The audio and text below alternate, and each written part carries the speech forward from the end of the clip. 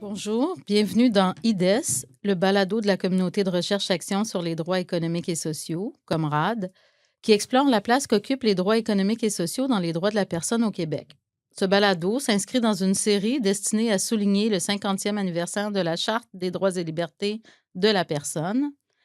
Malgré le tumulte engendré par le projet de loi 1, loi constitutionnelle de 2025 sur le Québec, qui risque, s'il était adopté, de débalancer la place qu'occupe la Charte québécoise dans notre ordre juridique, il est important de marquer le 50e anniversaire de cette charte distinctive du Québec en raison de la place qu'elle accorde aux droits économiques et sociaux. Je suis Christine Vézina, professeure titulaire à la Faculté de droit de l'Université Laval. Je suis chercheur principal de la communauté de recherche-action sur les droits économiques et sociaux, COMRAD, qui rallie des co-chercheurs des différentes universités québécoises ainsi que de l'Université d'Ottawa et de l'Université de Colombie-Britannique, des partenaires institutionnels et de la société civile. L'objectif de COMRAD est de propulser les droits économiques et sociaux au Québec. Cette partie 2 du balado poursuit la discussion avec Mélanie Sanson et le juge Christian Brunel sur le statut des droits économiques et sociaux dans la Charte québécoise. J'aimerais qu'on reste justement dans cette idée des liens entre la Charte québécoise et d'autres textes pour aborder justement les liens qui existent entre la Charte québécoise et le Code civil du Québec. Alors, Mélanie Sanson, vous abordiez tout à l'heure l'idée que dans le projet de loi 1, on souhaite que la Charte s'interprète en harmonie avec le Code civil du Québec. Dans l'état du droit actuel, c'est le Code civil du Québec qui régit en harmonie avec la Charte de la langue française, la Charte des droits et libertés de la personne et les principes généraux du droit, les personnes, les rapports entre les personnes ainsi que les biens. Alors, j'aimerais vous entendre, Mélanie Sanson, puisque vous avez travaillé sur cette grande question dans le cadre de vos travaux doctoraux. Quel impact cette disposition introductive du Code civil du Québec a-t-elle ou peut-elle avoir sur les liens entre l'article 45, on en parlait tout à l'heure de l'article 45, le droit à des mesures susceptibles d'assurer un niveau de vie décent, et les dispositions relatives au bail de logement qui se trouvent justement dans le Code civil du Québec, dont notamment le droit au maintien dans les lieux. Oui, bien, d'abord, pour effectivement remettre en contexte, le législateur a choisi de traiter lui-même des rapports entre la Charte québécoise et le Code civil du Québec en situant la Charte et le Code civil dans un rapport harmonieux dans la disposition préliminaire du Code civil. Et il y a eu évidemment beaucoup de discussions, beaucoup de littérature sur la question de savoir qu'est-ce que ça voulait dire, cette fameuse notion d'harmonie dans la disposition préliminaire du Code civil du Québec. Certains situaient la Charte québécoise et le Code civil dans un rapport de complémentarité, hein, comme si c'était deux lois d'égale valeur. On sait bien que le Code civil, comme expression du droit commun, est lui aussi souvent qualifié de loi fondamentale. Hein. Et pour d'autres, il allait de soi que la Charte québécoise avait préséance sur le Code civil. Et lorsqu'on regarde les travaux parlementaires qui ont précédé l'adoption de la disposition préliminaire, on voit bien que c'est pour réaffirmer la primauté de la Charte québécoise, en réaffirmer le statut particulier de la Charte québécoise dans le système juridique québécois, que l'on en fait mention dans la disposition préliminaire du Code civil du Québec. On retrouve maintenant la même mention dans la disposition préliminaire du Code de procédure civile du Québec. En fait, ces dispositions-là sont des consécrations législatives d'un procédé d'interprétation qui est la présomption de conformité aux lois fondamentales auquel on faisait allusion un petit peu plus tôt. Et donc, ce que ça veut dire, finalement, la lecture qu'on peut en faire, c'est que on doit lire le Code civil du Québec en harmonie, c'est-à-dire en conformité avec la Charte des droits et libertés de la personne du Québec. On peut faire un lien, encore une fois, avec l'article 53 de la Charte québécoise qui place la Charte québécoise, qui la situe comme un instrument d'interprétation des autres lois. Bien, c'est un peu ça qu'on nous dit aussi dans la disposition préliminaire du Code civil. On doit lire le Code civil à la lumière de la Charte québécoise et ça vaut donc notamment en matière de beau logement. Donc, on retrouve On peut évidemment penser à l'article 45 de la Charte québécoise. En matière de bail de logement, on peut aussi penser à l'article 6, le droit à la libre jouissance de ses biens. On retrouve aussi dans la jurisprudence des illustrations où on a pris appui sur ce fameux article 48 de la Charte québécoise qui protège les personnes aînées. Donc, plusieurs exemples où ces dispositions de la Charte québécoise sont venues nourrir l'interprétation des dispositions du Code civil du Québec. Merci. Par rapport à ce qui vient d'être dit, il y a aussi l'influence du droit international qui a beaucoup joué un rôle dans la genèse et la création de la Charte québécoise. Et on a un peu le sentiment, en 2026, que ce droit international, qui a exercé une grande influence sur les élus québécois, euh, semble avoir moins de prise. De sorte qu'il y a des droits reconnus à l'échelle internationale. On pense du droit au logement, par exemple, qui est consacré dans des constitutions un peu partout. Il y a une grande hésitation au Québec. La Commission des droits de la personne a suggéré déjà à quelques reprises que ce serait peut-être important d'insérer un droit semblable dans les droits économiques et sociaux de la Charte québécoise. Mais il ne semble pas y avoir de volonté politique derrière ça. Comment l'expliquer? C'est difficile pour moi de le faire, mais très clairement, puis pour un autre exemple, je pense qu'il n'est pas exagéré de dire qu'au Québec, on vit en ce moment une crise de l'itinérance. Euh, les gens qui sont en situation d'itinérance, ils sont dans une situation de vulnérabilité totale. Le droit devrait leur venir en aide. Or, on n'a pas d'outils véritablement solides, en tout cas du moins selon l'interprétation qui se dégage de la Charte, pour affermir finalement les droits des personnes qui sont dans ces situations-là. Alors, il y a comme, autrement dit, le droit international a cheminé dans un certain sens, et on dirait que la Charte québécoise n'a pas suivi entièrement ce chemin-là, alors qu'elle l'avait emprunté dès sa genèse. En effet. Et d'ailleurs, le Québec, et le Canada, heu, sur les tribunes internationales, font souvent valoir que la Charte québécoise est un instrument justement qui permet, à l'État d'affirmer qu'il s'est conformé à ses obligations internationales, les obligations qui lui sont imposées par, les pactes qu'il a lui-même ratifiés. Christian, Brunel, j'aimerais maintenant qu'on s'oriente davantage vers, la mission du Tribunal des droits de la personne, et les possibles impacts de cette mission sur les droits économiques et sociaux. On l'a mentionné en introduction, donc vous êtes, Christian Brunel, membre du Tribunal des droits de la personne depuis 2019 et président par intérim depuis 2024. Pourriez-vous nous parler d'abord, de la mission du tribunal?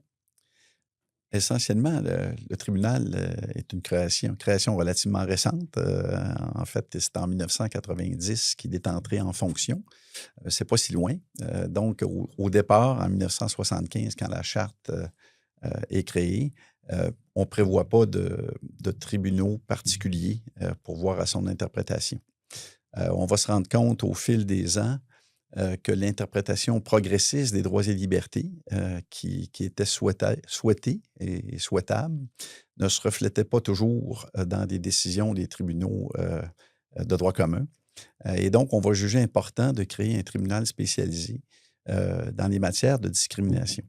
En fait, le tribunal s'appelle le Tribunal des droits de la personne, mais son domaine de compétence est plus restreint, en ce sens que sa compétence principale est en matière de discrimination ou de harcèlement, ou encore d'exploitation de personnes âgées ou handicapées.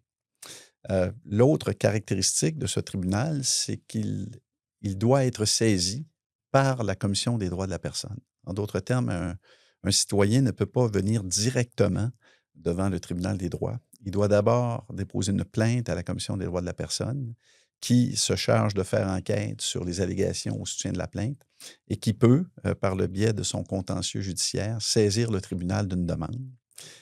Il arrive de plus en plus fréquemment, je dirais, que la commission va mener enquête et à la fin de son enquête va conclure qu'a priori, il y a une atteinte aux droits qui sont invoqués, mais va suggérer aux citoyens de saisir lui-même le tribunal.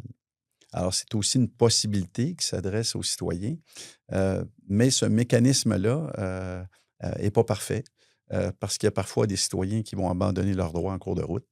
Euh, et la commission semble se consacrer de plus en plus à ce qu'on pourrait appeler des dossiers d'intérêt public, c'est-à-dire des dossiers qui ont une vaste portée sur le plan social, de sorte que, par exemple, des plaintes de discrimination dans le domaine du logement, il va arriver parfois qu'on va suggérer au locataire qui a été victime de discrimination, par exemple, de cheminer lui-même devant le tribunal.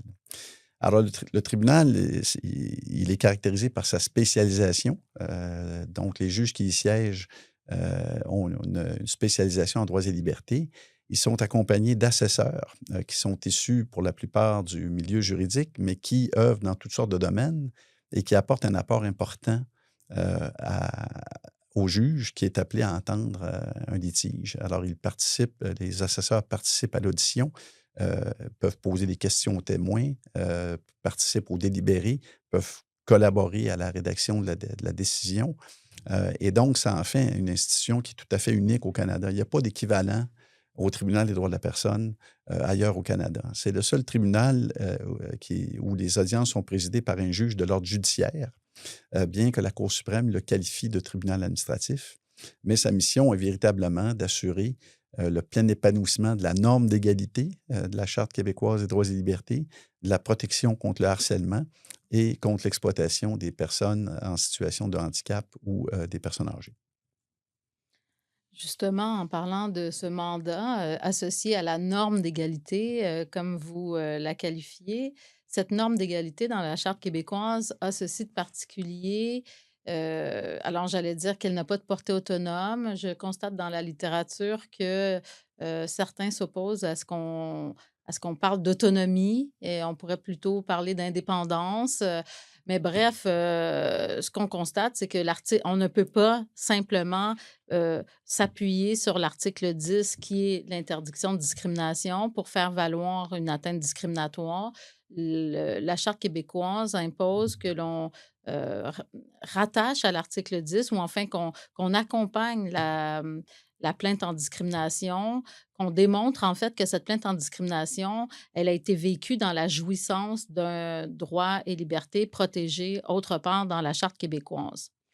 Donc, ce qui signifie, par exemple, qu'il est possible de déposer une plainte en discrimination où la personne victime de cette discrimination aurait subi cette discrimination dans la jouissance d'un droit protégé au chapitre 4, notamment à l'article 45 dont on a déjà parlé, ce droit à des mesures susceptibles d'assurer un niveau de vie décent.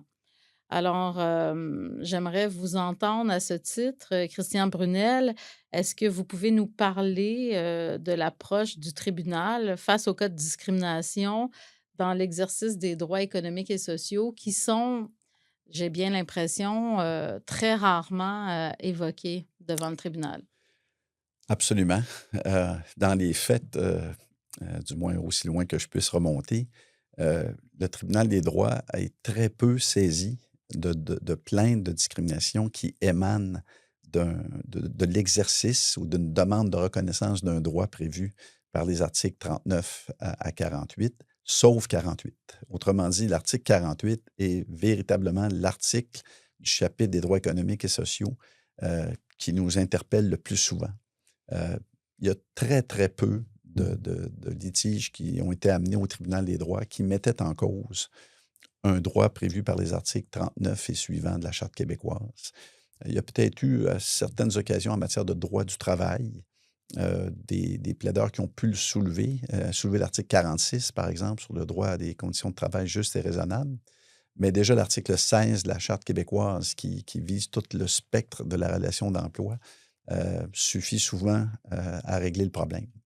Alors concrètement, c'est comme si les droits économiques et sociaux ont très, très peu interpellé le tribunal des droits depuis sa création. Je serais embêté de vous nommer une jurisprudence ou deux, à moins que ma collègue Mélanie en ait à offrir, mais de façon générale, c'est pas surtout par cette voie-là que les plaintes de discrimination nous sont acheminées. Ce qu'on peut observer, c'est des recours qui sont fondés sur les articles 10 et 12 de la Charte québécoise. L'article 12 qui protège le droit à l'égalité dans l'accès à des biens et des services ordinairement offerts au public. Alors, la situation à laquelle je peux penser, c'est celle d'un enfant ayant un handicap et qui veut recevoir des services éducatifs en classe régulière, par exemple. Donc, le tribunal qui a pu être saisi à quelques reprises de situations comme celle-là. La décision, essentiellement, est basée sur, les articles 10 et 12, mais le droit à l'instruction publique est parfois invoqué, tout comme, les droits garantis à l'enfant par l'article 39 de la Charte québécoise. Mais ça apparaît là comme des arguments supplémentaires, je dirais. C'est pas le fondement même de la décision, là. Effectivement, l'article 40, Mhm. merci de le signaler, ça a pu occuper le tribunal dans le sens où, dans l'exercice du droit à l'instruction publique gratuite, il a pu se présenter des situations où des enfants en situation de handicap ne recevaient pas les accommodements souhaitables pour leur permettre une pleine intégration.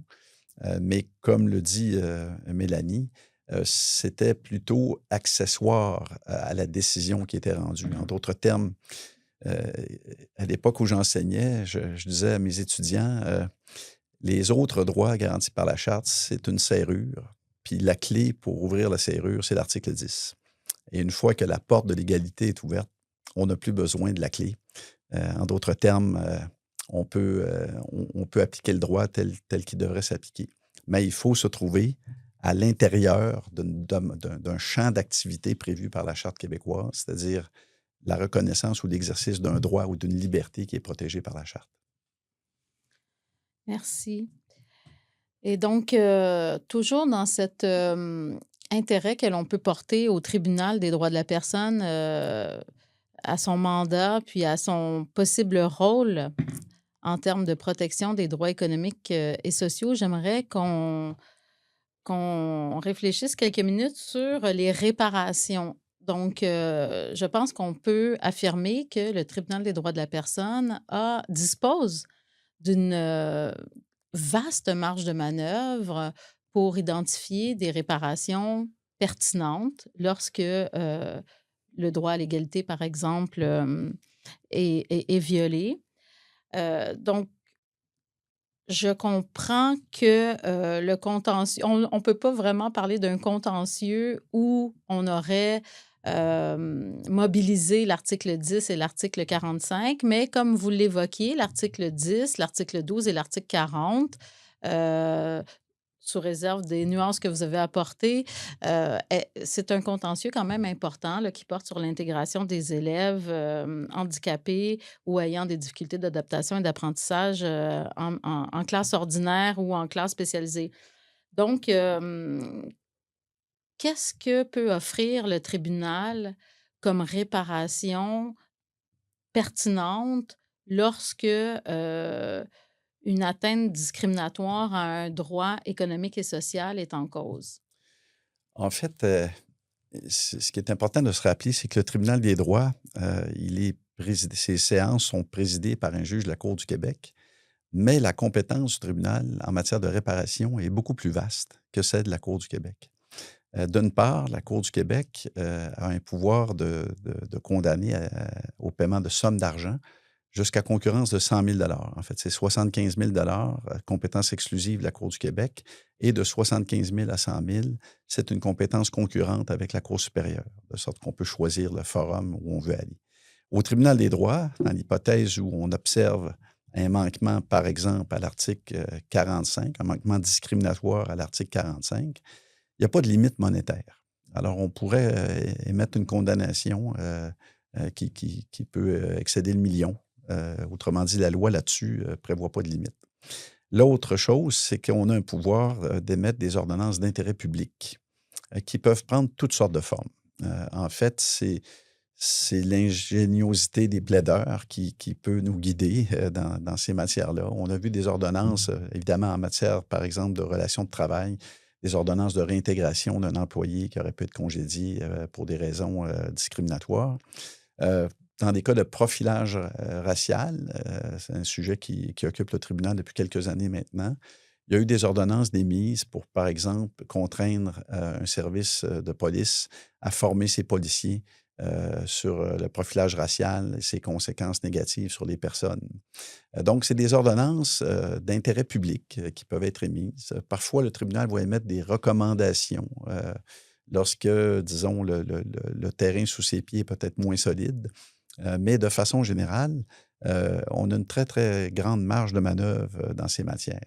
La difficulté qui se présente parfois, c'est que ces ordonnances qui peuvent être émises dans l'intérêt public, le tribunal n'a pas le pouvoir d'en forcer l'exécution. Ce qui fait qu'on a parfois émis des ordonnances pour, par exemple, ordonner une ville à recueillir des statistiques sur l'apparence ethnique des personnes arrêtées pour qu'on puisse avoir une idée plus précise du phénomène de profilage racial qui peut exister dans une ville donnée. Mais cette ordonnance-là n'a pas été exécutée par la ville. Et donc, autrement dit, notre décision n'a pas eu de suivi concret. C'est seulement par ordonnance d'outrage au tribunal qu'on pourrait sanctionner la personne qui n'obéit pas à l'ordonnance. Et c'est la Cour supérieure qui a un pouvoir exclusif en ces matières. Donc, ça soulève une difficulté parfois pour des personnes qui pourraient obtenir une ordonnance favorable du tribunal, mais qui devraient par la suite s'adresser au tribunal de droit commun, à la Cour supérieure, pour en obtenir le respect si, par hypothèse, la personne n'obéit pas. Mais je vous dirais que de façon générale, les ordonnances rendues par le tribunal sont respectées par les justiciables et par les personnes qui sont condamnées par le tribunal.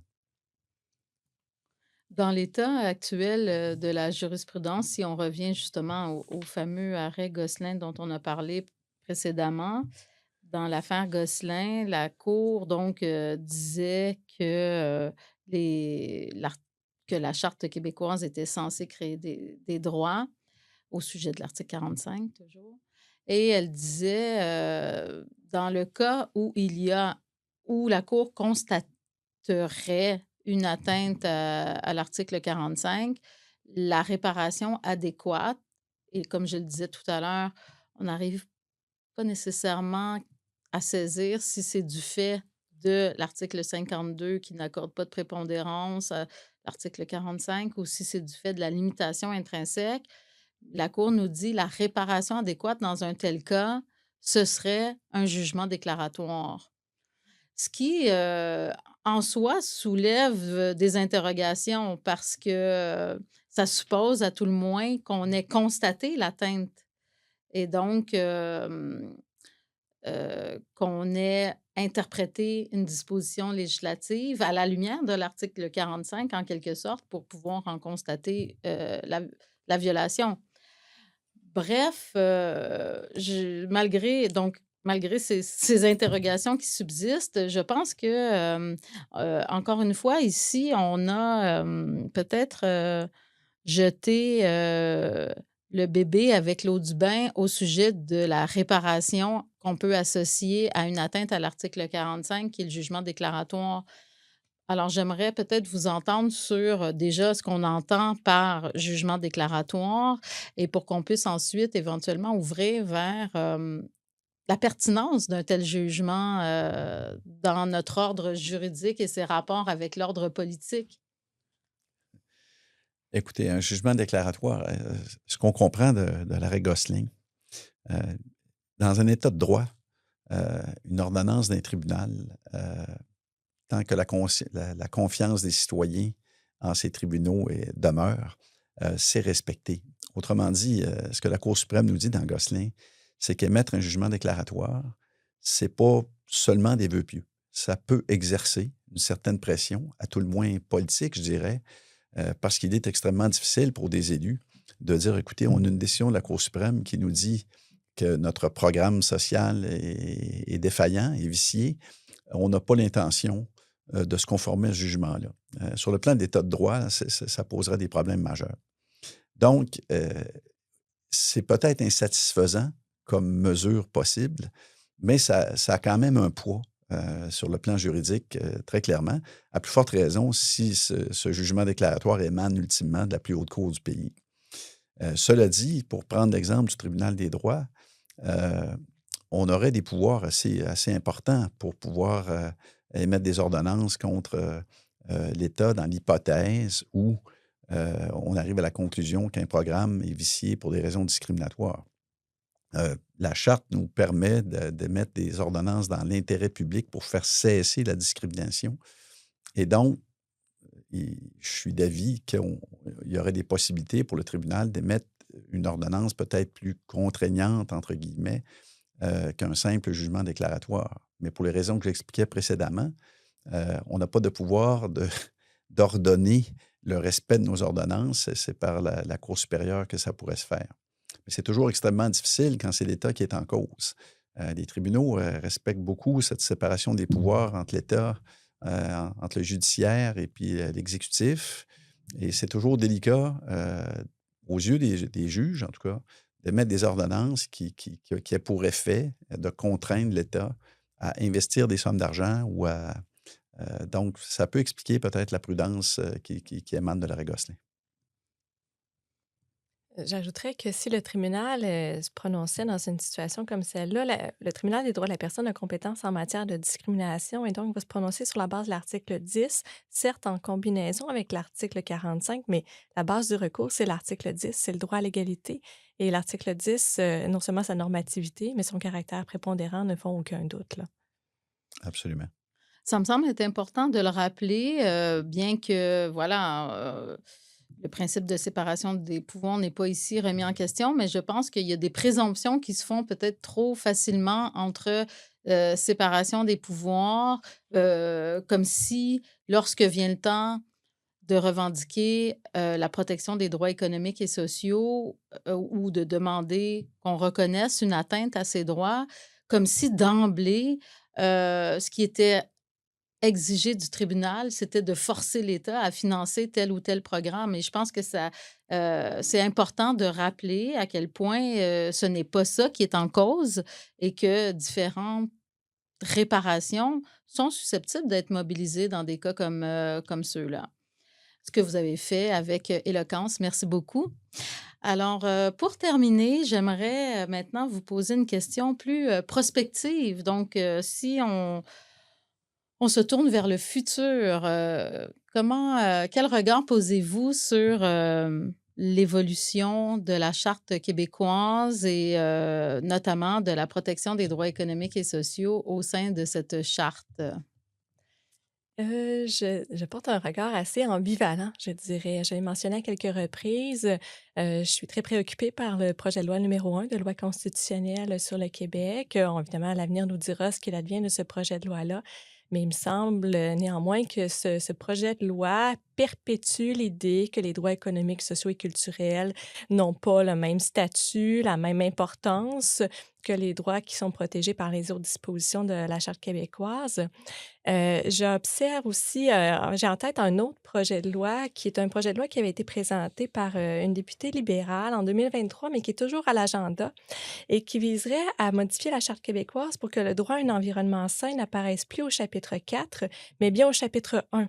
Donc, qui viendrait abroger l'article 46.1 et consacrer le droit à un environnement sain à l'article 1.1. Donc, ça m'apparaît assez révélateur, hein, de la façon dont on conçoit l'efficacité des dispositions du chapitre 4 de la Charte québécoise.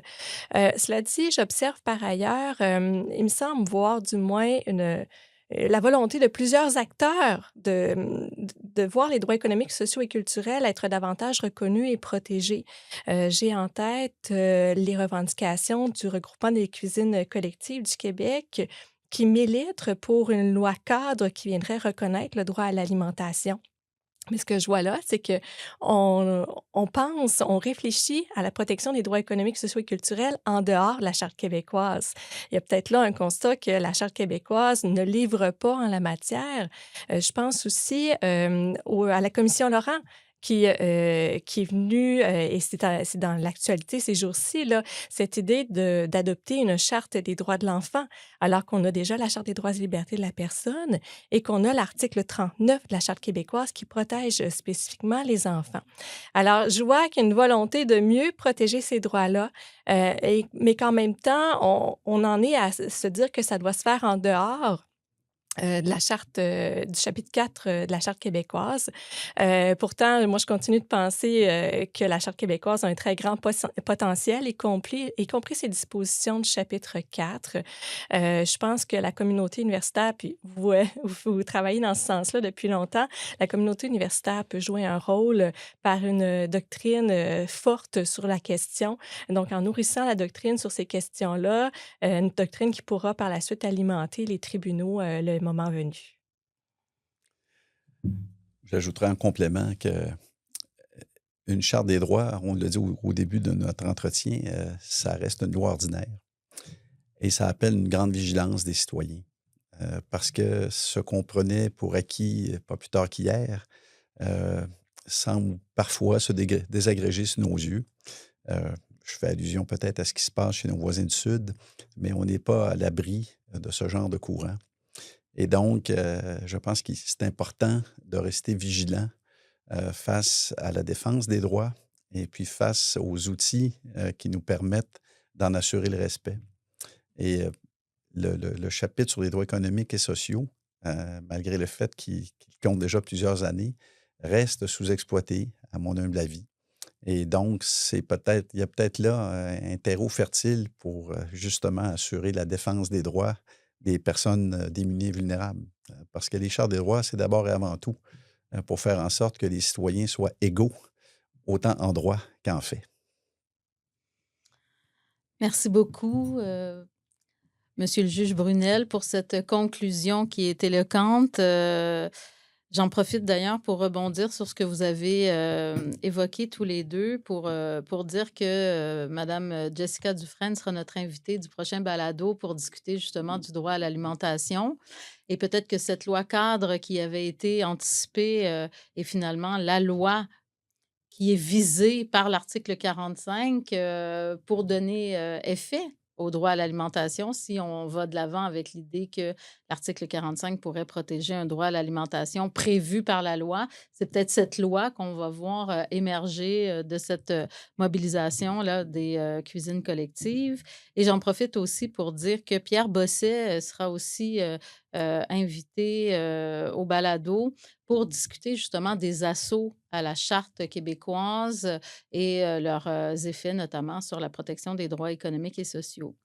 Alors, des merci vraiment très chaleureux à Monsieur le juge Brunel, à ma collègue Mélanie Sanson pour cette riche discussion qui, je pense, donne sincèrement envie de poursuivre le travail autour du chapitre 4 et de le remettre à l'ordre du jour, même si 50 ans plus tard, on a l'impression que beaucoup de choses ont été dites, mais de toute évidence, il y a encore beaucoup à écrire et à faire.